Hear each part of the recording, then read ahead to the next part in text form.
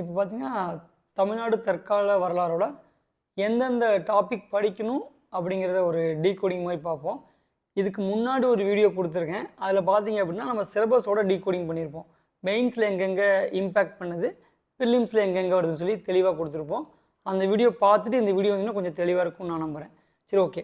இப்போ இந்த தற்கால தமிழ்நாடு வரலாறு அப்படிங்கிறது வந்து வெங்கடேசன் அவர்கள் எழுதின புக்கு. இது பார்த்திங்கன்னா முழுக்க முழுக்க புக்கை ப்ரொமோட் பண்ணுற வீடியோ கிடையாது. நம்ம எங்கெங்கே படிக்கணும், குரூப் 1 படிக்கிறவங்க வந்து இந்த புக்கை படிங்க. குரூப் 4க்கோ குரூப் 2க்கோ படிக்கிறவங்க வந்து என்னை கேட்டால் இப்போதைக்கு இது வேண்டாம், மெயின்ஸுக்கு வேணால் நீங்கள் படிச்சுக்கலாம் குரூப் 2 படிக்கிறவங்க. சரி, ஓகே.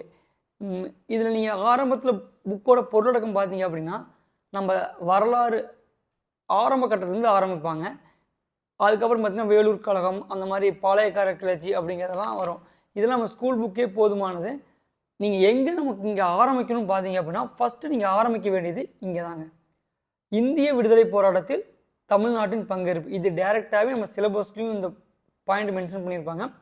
ப்ரிலிம்ஸ்லையும் சரி, மெயின்ஸ்லையும் சரி. ஸோ 16வது பாயிண்ட் வந்து ரொம்ப ரொம்ப இம்பார்ட்டன்ட்.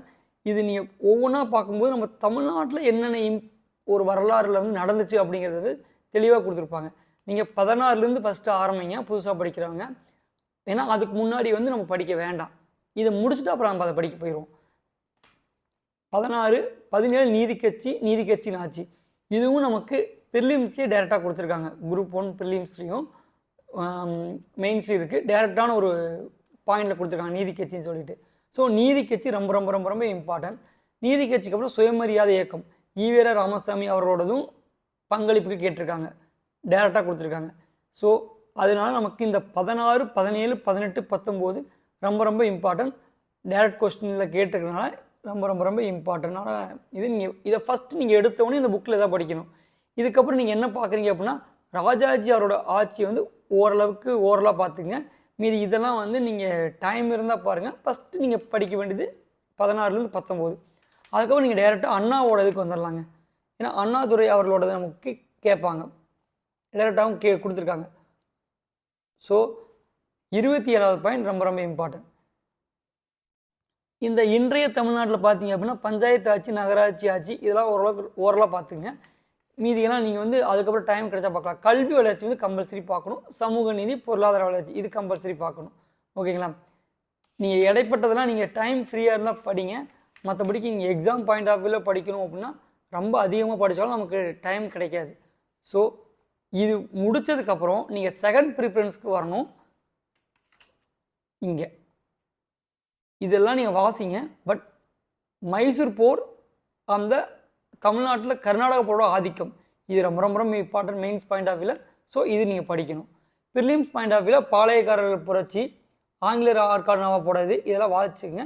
இது ஸ்கூல் புக் படிங்க ஃபஸ்ட்டு, அதுக்கப்புறம் இது வரலாம். ஏன்னா ஸ்கூல் புக்கே போதுமானது. இதுவரை கேட்டிருக்கிறதெல்லாம் பார்த்தீங்க அப்படின்னா வேலூர் கிளர்ச்சியை பற்றி கொஞ்சம் நீங்கள் டெப்த்தாக படிச்சுங்க. இதெல்லாம் நீங்கள் ஓரளவுக்கு படித்தாலே போதும். ரொம்ப இம்பார்ட்டன்ட் கிடையாது இந்த 9வது பாயிண்ட்லேருந்து.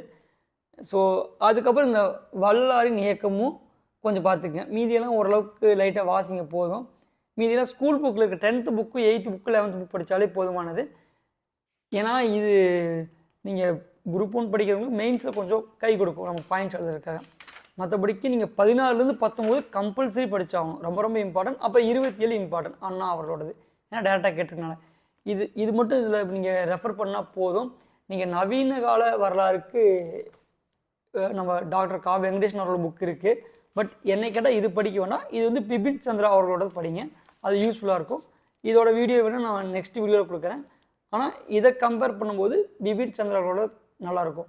இது இப்போ பார்த்தீங்க அப்படின்னா எந்த ஒரு புக்கையும் ப்ரமோட் பண்ணுறதுக்காக சொல்ல வரல. நம்ம படிக்கிறதுக்கு எது தேவையோ அதை மட்டும் படித்தா போதும்.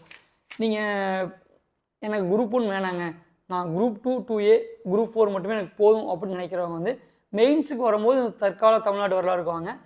ப்ரிலிம்ஸ் பாயிண்ட் ஆஃப் வியூவில் நீங்கள் படிக்கணும் ஃபஸ்ட் அப்படின்னா நீங்கள் அதை எடுத்துன்னு படிக்க வேண்டாம். நீங்கள் இந்த புக் எடுத்துக்கங்க, இந்திய விடுதலை போராட்டத்தோட வரலாறு, இல்லைனா பிபின் சந்திரா அவங்க புக் எடுத்துக்கலாம்.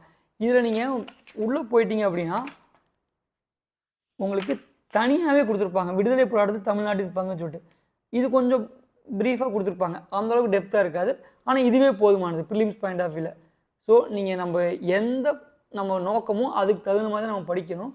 ஸோ இந்த வீடியோ உங்களுக்கு பயனுள்ளதாக இருக்கும்னு நான் நம்புகிறேன். அடுத்து இன்னொரு வீடியோவில் வந்து வேறு புக்கோட நம்ம ரிவ்யூ பார்ப்போம்.